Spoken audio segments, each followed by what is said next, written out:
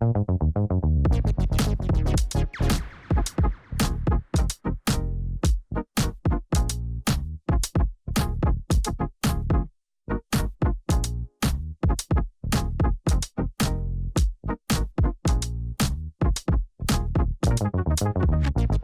buenas tardes, ¿cómo están? Hoy lunes 19 horas, nosotros de nuestro encuentro webinar y hoy con un tema súper desafiante del envejecimiento exitoso, estrategias útiles para lograrlo y para ello convocamos al doctor Luis Cámara. Bueno, todos ustedes lo conocen, fue jefe de la sección de medicina geriátrica del Hospital Italiano, un amigo nuestro. Él trabaja en la Sociedad Argentina de Medicina hace muchos años y para nosotros es un gustazo, Luis, tenerte aquí nuevamente en estos encuentros.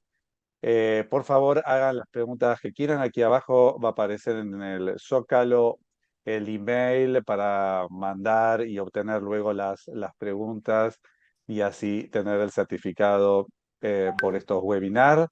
Así que bueno, sin más, Luis, te escuchamos atentamente y de nuevo gracias por estar aquí con nosotros nuevamente.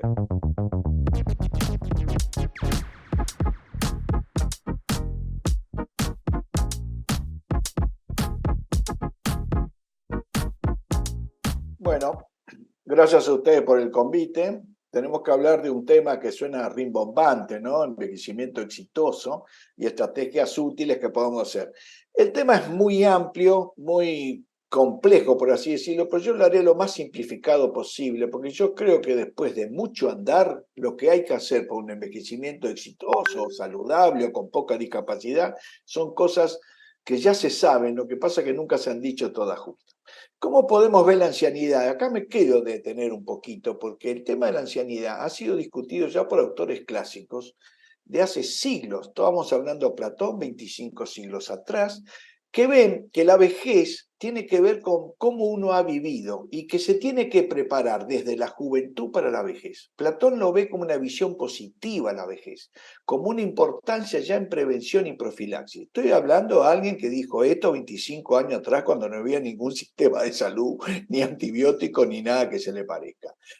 2 siglos después, siglo y medio después, Aristóteles, todo lo contrario, dice que el hombre tiene varias etapas: la infancia, la segunda la juventud, tercera la más prolongada, la edad adulta, y la cuarta la senectud, que ya se llega ahí al deterioro y a la ruina. Ve el proceso del viejismo, por así decirlo, del adeísmo, tal cual se está viendo en este momento. Considera a la vejez como una enfermedad natural. Pero yo creo que nosotros, en el programa de medicina geriátrica, me parece que hemos tenido más la visión de Platón, por así decirlo, donde la prevención y la profilaxis encarado a nuestro paciente ha sido de gran importancia. Interesante, Luis, cómo, a ver, porque la visión de Platón es una visión quizás más de hacer entre comillas, preventivamente. O sea, cómo, o sea, llegamos de la mejor manera posible si nos dedicamos, entre comillas, a eso para tratar de llegar. Exactamente, tiene una visión proactiva, visión aristotélica, y bueno, vas envejeciendo y tenés la decrepitud. Es así, lo tenés que aguantar. Está bien lo que vos estás diciendo.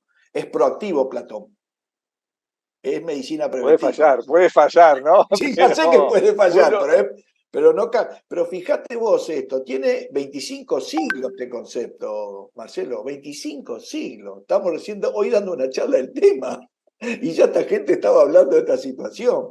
La observación, la observación es importante, ¿no? Por eso yo lo pongo a veces, algunas visiones históricas, es muy importante, porque uno cree que está manejando un concepto moderno y resulta ser que algo parecido ya se dijo siglos atrás, ¿no? Bueno, estas son las causas de muerte y ya lo sabemos. En función de las causas de muerte nosotros podemos tratar de establecer medidas preventivas, donde ya sabemos todo, que la enfermedad cardiovascular en las últimas décadas de vida se pone muy importante, muy fuerte, muy significativa, y el cáncer en etapa un poquito anterior.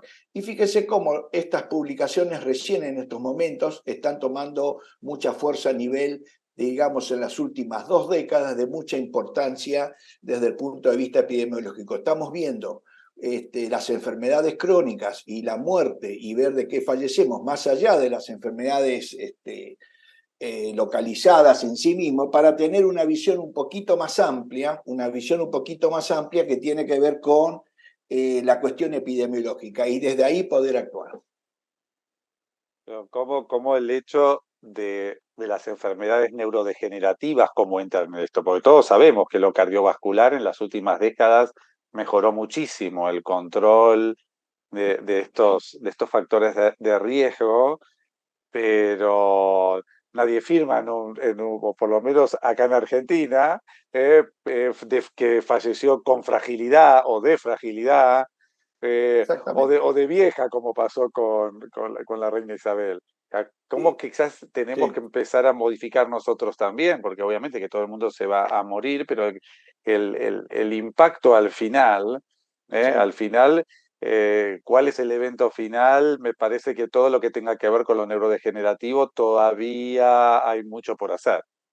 Tienes mucha importancia, yo esto te lo voy a poner en la próxima diapositiva. Fíjate cómo ya como causa de muerte ya en el mundo está apareciendo el Alzheimer, un fenómeno que no ocurría antes. Tiene que ver con lo que tú dices. Yo creo que si hoy hacemos realmente con la mayor eficiencia posible un certificado de función, si lo hacemos nosotros, el Alzheimer tiene mucho más peso, que es lo que tú estás diciendo en este momento, lo estamos viendo acá, ¿no? Este fenómeno. Recién en el mundo lo están poniendo por primera vez de hace 10 años, los países ponen la demencia como una causa de muerte.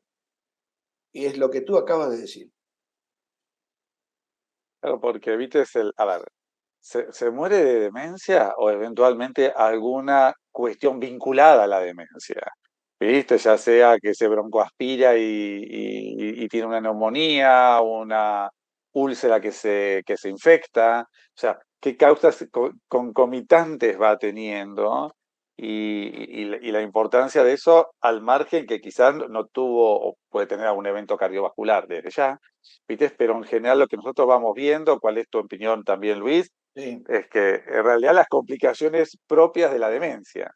Es lo que está apareciendo acá. Esto es un problema que todavía los certificados de función tienen una lógica media antigua de hacerlo. Las infecciones del tracto respiratorio inferior, que es típico de los pacientes con Alzheimer, con demencia, con enfermedades neurodegenerativas por trastornos de glutorio, es la principal causa de muerte que tiene la mayoría de las personas. Y no es algo prevenible, no es porque estamos viviendo una etapa que hay que dar vacuna, antibiótico, y uno sabe que son fenómenos de final de vida. Eso está pasando hoy con el COVID, una persona de 85 años que ya está frágil con cuidadores, tiene COVID, y bueno, es como el empujón final, pero no lo mata el COVID, lo está matando el deterioro previo. Y ese punto no está visto todavía, no aparecen los certificados de función, lentamente recién están apareciendo estas situaciones. Ahora déjame un segundito porque ya hablaste. ¿Cuál es la población a tratar? Suponiendo que nosotros quisiésemos ser un país desarrollado como en Europa, en solamente 23 años la cantidad de población hacia las edades que superan los 50 años es mucho más, en solamente 23 años. ¿Y los colores qué representan? Los colores representan enfermedades. Rojo es una sola enfermedad, el azul son 5.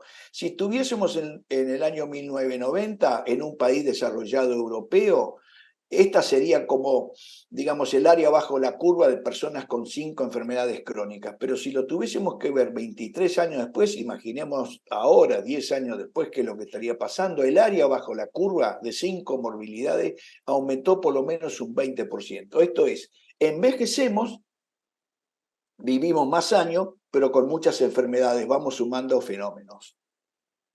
Esta es la población argentina, alcanzaremos el máximo para el 2050-60. Esta es la vida que nos tenemos más o menos planeada. Ya hay lugares del lejano oriente, básicamente Macao, Hong Kong, Singapur y Japón, que las mujeres ya están llegando a los 90, 91 años con cierta facilidad y los hombres siempre 5 años menos. Pero esta es nuestra expectativa de vida. Y acá cuáles son el ranking de enfermedades que nosotros estamos teniendo.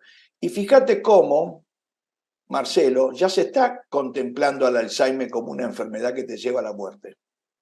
Si este mismo yo lo llevo a Japón, probablemente aparezca como segunda enfermedad.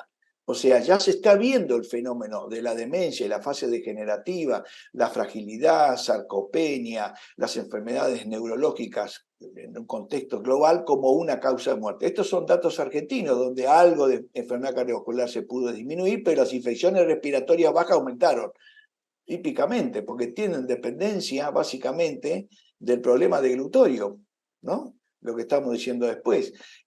Como estamos viendo que de alguna manera, muy lentamente, estas enfermedades ya se están viendo en la evolución actual. Y si tuviésemos que ver cuáles son las discapacidades combinadas y que más muerte nos provoca, es la infección del tracto respiratorio inferior, y la lumbalgia es el punto más importante que tenemos en este momento de discapacidad. O sea, ¿cómo vos te estás centrando en esa palabrita que dijiste recién de discapacidad? O sea, cómo estamos viendo que el fenómeno de que cada vez son más longevos, pero ese periodo con discapacidad, ¿qué es lo que le pregunta a uno cuando uno le dice, por ejemplo, uy, qué bueno que siga así hasta los 120 y ya está rondando los 90? Nadie quiere, porque el punto es llegar de la mejor manera posible. Y acá se va entremezclando esa diapositiva que vos mostraste, que cada vez tienen más policomorbilidad, y eso es lo que de alguna manera la gente más temor le hace, o sea, requerir ayuda de otras personas o de terceros para sus actividades de la vida diaria, eventualmente el malestar que esto le genera, ni que hablar el dolor. Exactamente, el malestar, además, las cuestiones económicas para cuidar a otro, las cuestiones psicológicas, todo eso tiene un impacto muy grande y es el gran desafío que tiene hoy la salud. ¿Y cuáles son los factores de riesgo más importantes? Estos son datos de la Argentina, proyecciones de Argentina. Los datos más importantes de muerte y discapacidad juntas. Fíjense que la mayoría son todas las que tienen que ver con lesiones endoteliales, con arteriosclerosis, tabaco, presión elevada, sobrepeso, riesgos en dietas eventualmente no saludables, hiperglucemia, consumo de alcohol, falla renal, LDH. ¿Queda claro? Acá estamos con esto avisando, con lo cual voy a terminar la charla, de cuáles son los factores que hacen que nosotros tengamos enfermedades, envejecimiento relativamente precoz, o lo contrario, si lo podemos llegar a combatir, y que nos generen muerte lo más cercana o en todo caso lo más lejos posible en la expectativa de vida. Estas son las noxas más importantes que nosotros tenemos que combatir para no tener una muerte precoz y discapacidad combinada.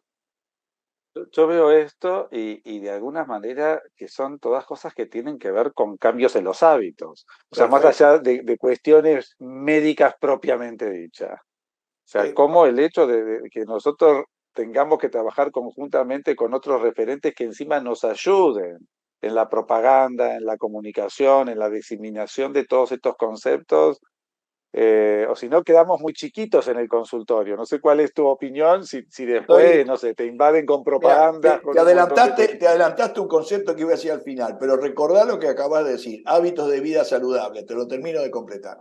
Diste, para mí, desde mi óptica, en la tecla. Y sí es que obviamente necesitamos, esto pertenece a políticas públicas. La pelea en el consultorio solamente puede reafirmar. No es una cosa que, esto son cuestiones que tienen que ver con la sociedad en general. Esto es lo que ya lo mostré varias veces, cómo en este momento nuestra población vive bastante más, pero a costa de bastante morbilidad y con mucha discapacidad. Porque si tenemos un aceptable sistema de salud, los pacientes no mueren rápidamente, mueren lentamente. El problema es que a veces con una discapacidad de mucho tiempo. Lo que debemos lograr con hábitos de vida saludables, buenos médicos que controlemos las enfermedades, porque a los 45 años en promedio tenemos nuestra primera enfermedad. Si nosotros logramos que las mismas fuesen bien tratadas, estaríamos con población con varias enfermedades, pero sin discapacidad. Este es el desafío, digamos, ¿no? El desafío moderno, porque estamos viviendo esta situación, que a mí me parece un gráfico espectacular. No sé qué te parece, Marcelo. Sí, sí, sí. A ver, esto ya lo estamos viviendo y todos los días nos pasa a nosotros que tenemos, bueno, el rol también de médicos de atención primaria y que vemos mucha gente grande. A ver, ¿cómo contenemos también situaciones? ¿Entendés? Porque es difícil, ¿no? O sea, hoy hablé con una hija de una paciente que empieza con un deterioro cognitivo y también es cómo rearmar toda la situación viste, es cuando quizás no tenés una pastillita que resuelva el problema y eso te genera mucho tiempo y te genera, eso es un cambio de manejo. A ver, antes de decir, porque uno dice, bueno, manejo la hipertensión arterial, manejo la diabetes, pero ahora cómo manejas a todo el ámbito familiar. No, lógico, todo el ámbito familiar y como muestra este gráfico, fíjate que en la primer pirámide todavía los ancianos están bien y al final están sumamente discapacitados, que son los que se van a caer. Esto es lo que estuvimos hablando un ratito antes, la discapacidad genera cuestiones psicológicas dentro de la familia, cuestiones económicas muy complicadas y cuestiones laborales a veces para ayudar a alguien. Entonces, eso creo que es un desafío que tenemos los que hacemos medicina del adulto mayor, a ver cómo podemos frenar la discapacidad la mayor cantidad de tiempo posible. Y ahora voy porque ya mostré algunos las noxas que nos van a enfermar, digamos, básicamente que nos van a llevar a la muerte y a la discapacidad, y vamos a ver de dónde vienen los conceptos, ¿no? Esto viene de Sydenham, fines del 1700, el hombre tiene la edad de sus arterias. Hemos escuchado esta frase nosotros. Sin embargo, ha quedado totalmente olvidada la frase con el curso del tiempo. Ya Virchow hizo los primeros descripciones de la patología y describió por primera vez lo que podría ser el endotelio, ¿no? Entonces yo, de alguna manera, fue el primero que avisó, hay una capa que está delante del tejido de las arterias, una capa fina, que ha pasado en forma olvidada hasta hace 1980 cuando se descubre la endotelina y se dan cuenta que el endotelio es un órgano que tiene capacidad de funcionar. Este es el endotelio que nosotros hemos visto por microscopía electrónica y estas son las fotos en un cultivo del endotelio. Qué importante lo que muchos llaman la hipótesis vascular. O sea, la hipótesis vascular de lo neurodegenerativo, y esto es clave, porque lo charlábamos en varios de nuestros encuentros de demencia, como lo difícil que es con una sola pastillita para la amiloide, cuando corresponde a un montón de otros factores que tenemos que tener en cuenta también. Ahí viene la dificultad de que con una pastilla pueda resolver el problema del otro. O sea, requiere quizás un enfoque totalmente más abarcativo y que tiene que ver con lo que vos estás comentando ahora. Que nosotros debemos apuntar, si queremos tener un envejecimiento exitoso, a lo que es preventivo. Una vez que el paciente ya está con deterioro, lo que podemos hacer es que esas enfermedades no lo comprometan tanto y no lo discapaciten. Pero lo más importante es tratar que las personas, si pueden tener enfermedades, que sean lo mínimo posible, con el menor impacto. Y en eso, la atención primaria que estamos haciendo me parece que es de capital importancia.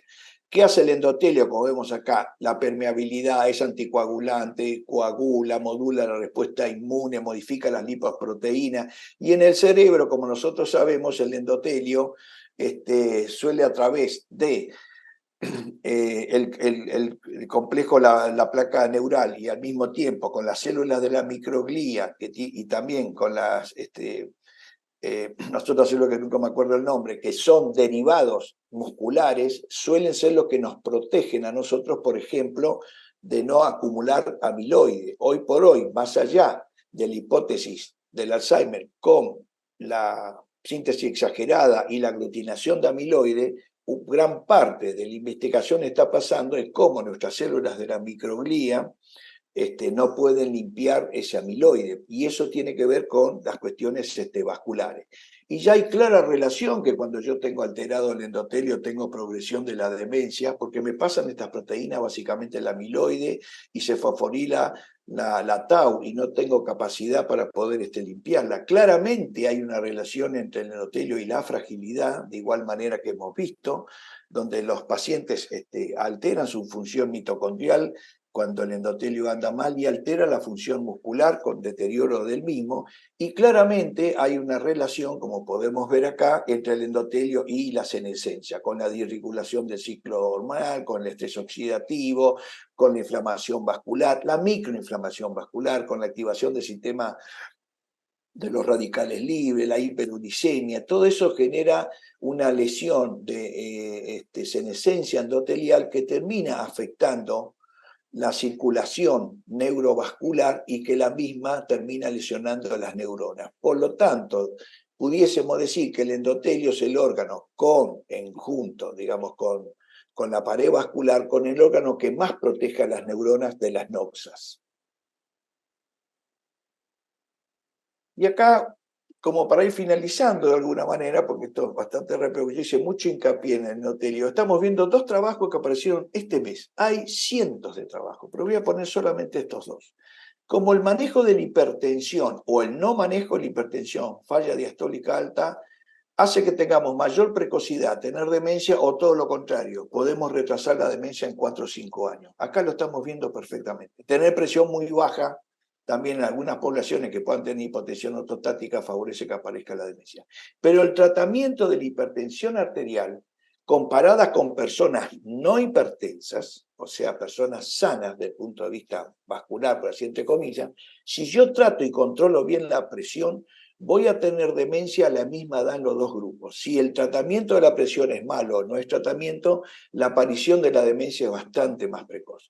Y la otra cosa que también nosotros sabemos que esto puede ayudar mucho, es, por ejemplo, lo que nosotros estamos haciendo, que es la educación en entrenamiento neuronal, también nos ayuda mucho a tener una vida más saludable desde el punto de vista neurológico y eventualmente en otras áreas. Por lo tanto, la educación, estos son 2 grupos donde han hecho educación durante varios años, los que pudiesen participar mejoraban mucho sus funciones cognitivas. Mejor dicho, no se deterioraban a la misma velocidad que las personas que no estaban con un entrenamiento y educación específico. Siempre uno se pregunta, a ver, ¿cuándo comenzar con todo esto, Luis?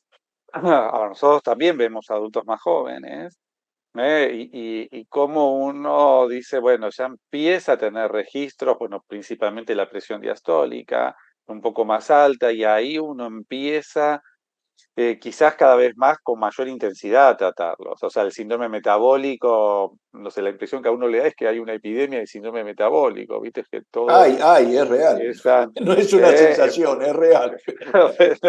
¿viste? Es que hay una epidemia, porque no es la presión aislada, sino es la presión, la hiperglucemia, los triglicéridos, los kilitos de más. Entonces, es como si fuese, ¿viste? Todo es parte de un mismo combo. De un mismo combo, y tiene que ver un poco con esto que estás comentando vos, y la impresión que uno se da dando cuenta que a nosotros esa presión discretamente aumentada en un adulto más joven, digamos en un adulto mayor, ya empezamos a darle más bolilla. Me refiero al tema del tratamiento farmacológico, en el sentido cuando uno ve que o el paciente ya, entre comillas, no da para más en cambiar hábitos, ¿m? O esos cambios de hábitos que hizo no alcanzan. ¿Cuál es tu opinión en eso? O sea, pensándolo en esto, pensándolo que hoy tiene, no sé, 45, 50 años y y qué le espera por delante. No, yo pienso lo que tú acabas de decir, o por lo menos lo que subliminalmente tratas de decir. Los hábitos de vida saludable, voy a hablar un segundito al final, es de capital importancia, pero si además no podemos tener hábitos de vida saludable, debemos controlar las enfermedades crónicas lo mejor posible. Entonces, controlar bien la presión, como tú dices, hasta hay cifras, bueno, podríamos estar hablando hasta menos de 130, bueno, 140 hemos elegido nosotros, mantener el peso, hacer ejercicios, la dieta con la menor cantidad de hidratos de carbono y azúcares, disminuir el consumo de alcohol y bajar el colesterol. Estos son las noxias que nosotros tenemos, por eso hemos hecho estos datos concretos. Y estas noxias pueden ser tratadas de 2 puntos de vista: con hábitos de vida saludable, tal cual dijiste vos, y por otro lado, con médicos en atención primaria que comprendan esta situación y a través de consejos y a través de fármacos poder controlar esta situación. Le haría falta acá, como otros datos protectores, lo que acabo de decir y me olvidé, ejercicios, y le haría falta como otro dato protector la educación. Por ejemplo, nosotros los médicos, es posible que desde el punto de vista neurológico tengamos un envejecimiento un poquito más lejos que la población convencional, porque somos gente que tenemos 12 años de estudio en primaria, 6, 7 años a nivel universitario, y estamos en este momento, a esta edad mía, dando clase. Ese ejercicio intelectual te protege, a lo mejor neuronalmente, en forma importante. A lo mejor, ¿qué tenemos los profesionales? Muchas veces no tenemos unos ejercicios físicos programados, a veces tenemos un poco de sobrepeso de más, tenemos esos otros problemas. Que todo eso hace a que yo tenga una salud endotelial. Por lo tanto, lo que quiero reafirmar como concepto casi como final, que si yo tengo buena salud endotelial, voy a tener una vida lo más larga posible, con la menor discapacidad posible, y voy a poder llegar a ese paradigma que intentó la Organización Mundial de la Salud con ese título rimbombante que se llama envejecimiento exitoso. Eh, Bien. Bueno, no me quiero adelantar, tengo ahí a ver, no sé si lo vas a decir ahí, pero bueno, a ver, salió en Netflix hace poquito Sí, el tema de las zonas azules, viste, y todo lo que tiene que ver, donde yo todavía no lo vi, lo voy a ver en breve, pero sí. tengo entendido que de lo que menos hablan es de medicación, No, eventualmente. pues, por ¿Eh? supuesto. Sí, ¿eh? De estas cuestiones, no sé si vos ya lo viste, o sea, yo No, sí, conocía no, de vengo esto, siguiendo salió en las zonas azules hace años que lo uno, vengo por siguiendo. eso, esto no es nuevo, hicieron este show en Netflix, pero obviamente que era algo conocido. Pero ¿cómo, a ver, cómo poder tratar de rescatar o complementar de lo que vos dijiste aquí, esos conceptos que hacen a que la persona viva más y probablemente mejor, porque son las dos cosas, ¿no? Porque ya llegaron a la dos y están todos en un geriatizados y con deterioro cognitivo, pero da la impresión que llegan y llegan mejor en cuanto a lo que vos Sí. comentaste de achecar la policomorbilidad. Las zonas azules obviamente que existen, hay unas dos o tres más, por ejemplo en Ecuador, hay cerca de la ciudad de Quito, unos 150 kilómetros al sur, hay otro lugar donde hay personas de 70 y pico y 80 años que tienen hijos, varones, y es hijo de ellos, además, es hijo de ellos, por la duda, ¿no? Está bien, esto es importante. Y que están trabajando, trabajan en el campo. Las zonas azules para mí debe haber además un microclima genético que no estamos sabiendo, pero ¿qué es lo que ellos vieron? Que todas las personas tienen un móvil de vida, el trabajo, tienen una motivación y todos los días hacen actividad física, muchos de ellos en el campo, y caminan una buena cantidad de tiempo. Y además tienen una dieta relativamente parecida a la dieta paleolítica, muy basada en crucíferas, en verduras, relativamente poca carne, poca grasa y sobre todo pocos hidratos de carbono y los que tengan mucho poder glucémico alto, digamos. Por lo tanto, esa población, en términos generales, si uno lo revisa, no son hipertensos y no tienen diabetes y tienen un colesterol bajo. Pero además lo que hacen hincapié, lo que vos decís en las zonas azules, es la motivación de vida. Eso es un punto muy importante. Yo tengo que tener un móvil para vivir. Y en ese móvil para vivir para esas poblaciones es, por ejemplo, proporcionarse sus propios alimentos, trabajar para la comunidad. Una cosa que es muy importante, que vos lo has dicho varias veces, digamos, que vivir en comunidad es también muy protector y muy saludable. Sí. Entonces, quizás como reflexión, Sí, ¿qué es lo que a uno le gustaría? Pongámosle que vos tenés la potestad de modificar, no sé, políticas de salud. A ver, porque siempre uno está, yo te escucho, me parece súper interesante, estoy totalmente de acuerdo. Y lo primero que dice, bueno, a ver, cuando yo vuelva al consultorio, ¿no? A ver, ¿cómo me cambia esta charla cuando yo vuelva al consultorio y tenga al paciente enfrente con alguno de estos factores de riesgo? ¿Cómo yo lo motivo, para que de alguna manera cambie su hábito y eventualmente, pues ya sea en lo individual en sí, pero desde este punto de vista integral, como vos comentaste, o sea, claro. cómo relacionarse con otros, o sea, cómo, a ver, cómo lo harías vos en el consultorio en el sentido de decir que no es solamente la pastillita para bajar el colesterol, sino tener el combo en mente. Yo el combo se los explico a ellos qué es lo que tienen que hacer y les explico el combo básicamente de encontrar una motivación, lo que yo en otra charla hablé oportunamente, que es un segundo proyecto de vida, que hagan algo más de una vez que se jubilan o terminan el primer ciclo de vida. Nuestro primer ciclo de vida en términos generales, ahora con los milenios se está modificando, vamos a aclarar, era que bueno, teníamos que estudiar, eventualmente tener un oficio, tener o una carrera, formar una pareja, tener hijos y cuidar nietos. Y después venía la jubilación y en todo caso, si más o menos tenía una aceptable jubilación, me metía en PAMI y viajaba por ahí, que era muy económico. Había una cosa de una especie de descanso cuando llega el tema de jubilación y algunos podían descansar bien, donde te vuelvo a decir, se podían hacer jubilación o eventualmente hacer un hobby. Pero yo creo que estamos ante una situación un poco distinta en este momento, porque esa velocidad con la cual íbamos nosotros, por ejemplo, mi generación, que ya a los 30 años teníamos nuestro primer hijo, para darte un ejemplo, y a los 50 y pico ya éramos abuelos, 60, hoy cambió totalmente. Hoy tenemos una generación donde a lo mejor el primer hijo aparece a los 40 años o 40 y algo, los nietos aparecen a los 60 y pico, 70, con el cual ese ciclo cambia totalmente. Muchas mujeres grandes ya no quieren hacer el papel de abuela clásica, que era la abuela de la época paleolítica, que era de fundamental capacidad. En el paleolítico la aparición de la abuela tuvo mucha importancia porque podía ayudar a la hija muy joven, 18 o 20 años, que tenía su primer hijo, le daba experiencia y además podía cuidar al chico mientras ella iba a buscar alimentos, ¿entiendes? Entonces la aparición de la abuela en la humanidad fue un cambio significativo. Pero hoy, por primera vez en la historia nuestra, después de miles de años, la abuela ya no tiene ese mismo rol. Por lo tanto, estamos ante una transformación de la sociedad que es diferente con respecto al modelo que me tocó hacer a mí.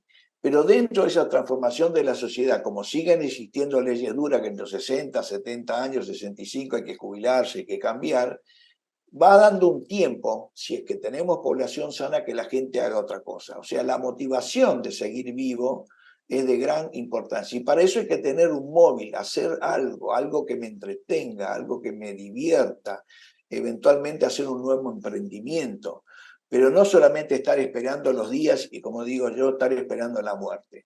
Yo creo que en otra charla anterior ya había dicho, por ejemplo, en Europa una mujer post jubilación vive entre 25 y 30 años después de haberse jubilado. Es una cantidad de años muy grande. Algo tenés que hacer.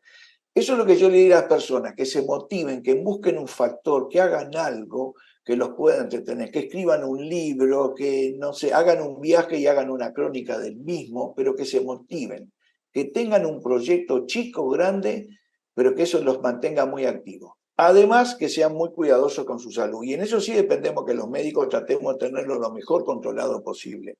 Eso es el punto. Y el otro punto que sí tenemos que combatir a nivel social, que existe el ajeísmo, digamos que a determinada edad ya no te permite tal trabajo, no te permiten tal otro, no puedes hacer esto, te tratan de viejo, no te tienen en cuenta. Ahí sí que hay una cuestión social que habrá que cambiar. Yo creo que más lo van a cambiar, a mi juicio, los millennials, porque los millennials van mucho más lento que nosotros, que mi generación.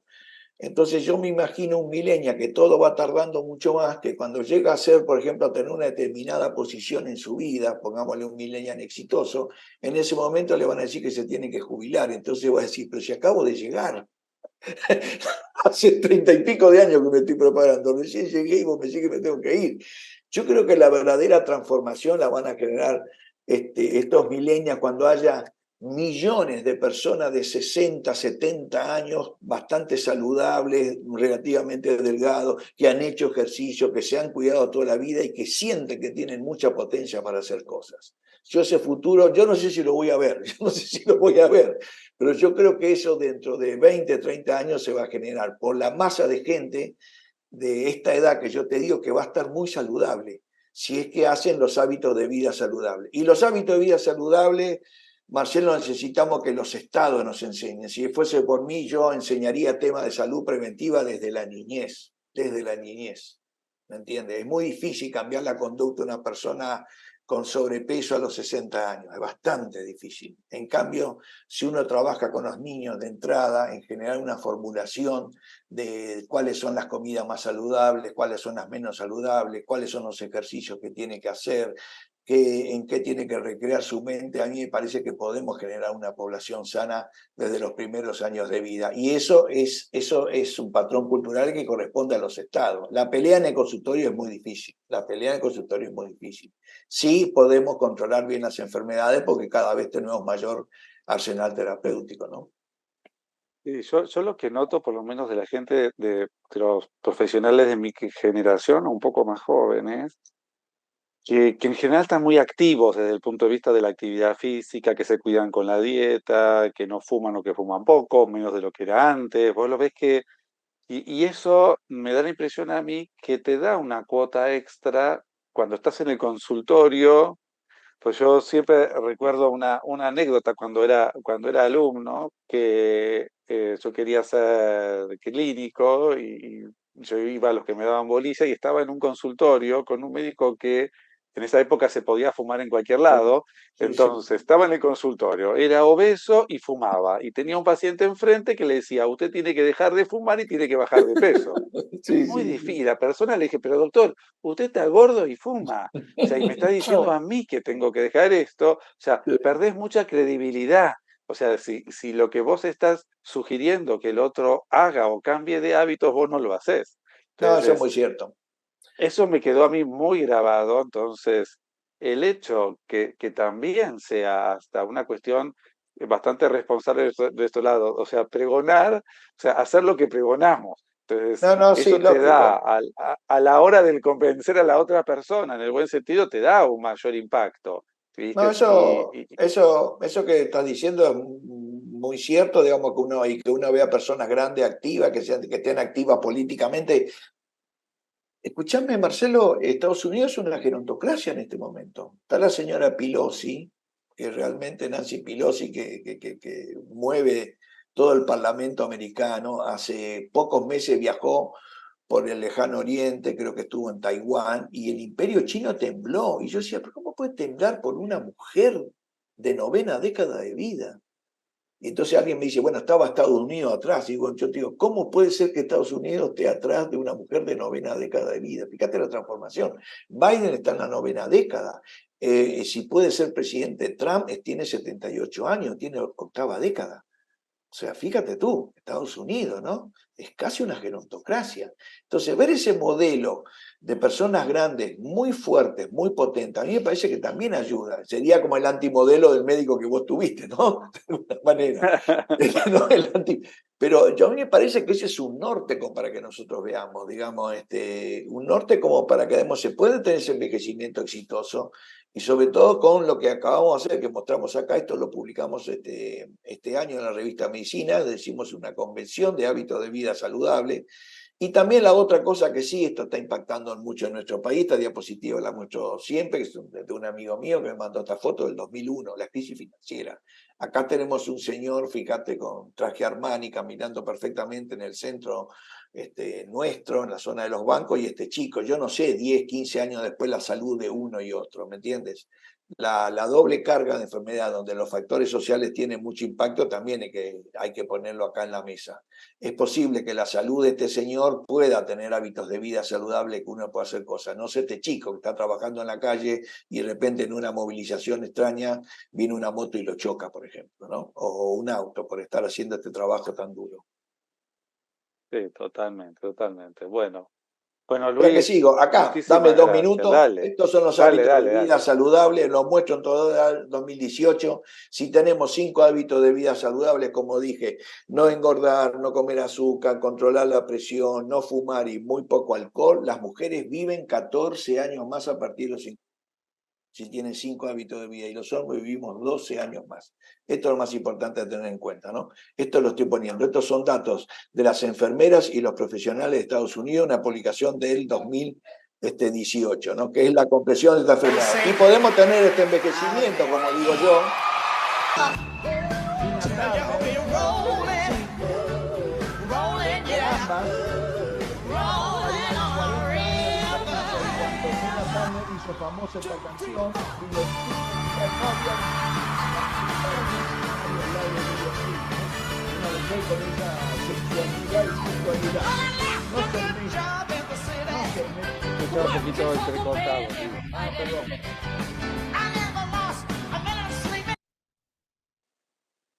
Y acá lo último, a ver si sale, acá podemos hacer lo mismo. Sí.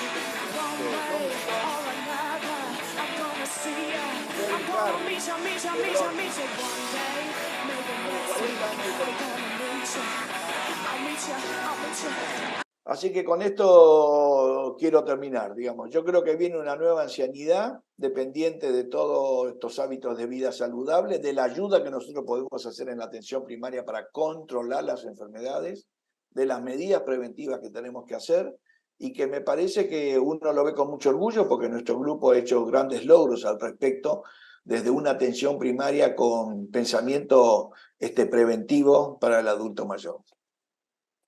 Bueno, muchísimas gracias, Luis. Fue un placer este momento, la pasé muy bien, aprendimos mucho, nos organizamos también mucho en nuestra cabeza. Espero que a la gran mayoría piense lo mismo. Bueno, hagan las preguntas que quieran. Bueno, acá sale de nuevo en el Zócalo nuestro mail para que hagan los comentarios y el pedido luego para que le lleguen las preguntitas Choice y así obtener el certificado. Y bueno, y los esperamos en un nuevo encuentro que será el próximo lunes a las 19 horas. Bueno, un abrazo grande, Luis, un abrazo a todos y a seguir cuidándose. Chau, Bueno, chau. gracias por la invitación. Nos vemos. Chao.